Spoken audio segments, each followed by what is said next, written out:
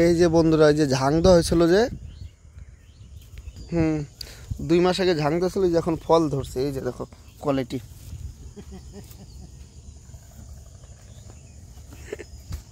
এই যে দেখো, এই যে অবস্থা খারাপ হয়ে গেছে। ঠিক আছে, এখানে এই যে এক একটা ডাব্বা ওই যে হারিকেনের দাম 100 টাকা করে। এটা বিষ জাতীয় জিনিস। ঠিক আছে, তাহলে কী হবে, পোকা টোকা কম হবে। এই যে খারাপ করে দিচ্ছে। এটা কিন্তু বড় হবে, কিন্তু একটু টাইম লাগবে।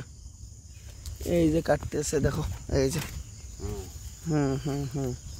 এই যে গাছগুলা ছিল তখন ওই যে ঝাং দিতেছিলাম, খুঁটা গাড়তেছিলাম।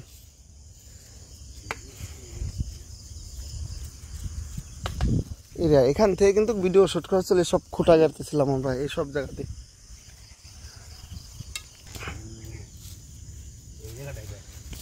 এই যে দেখো, এই যে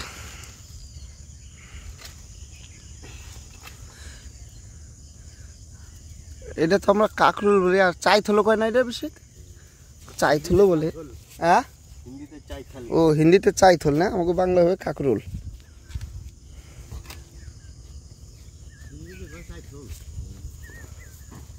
বাবা দেখো, কাটতে রে তোমরা ফটো রাখলো হবে জিতকে।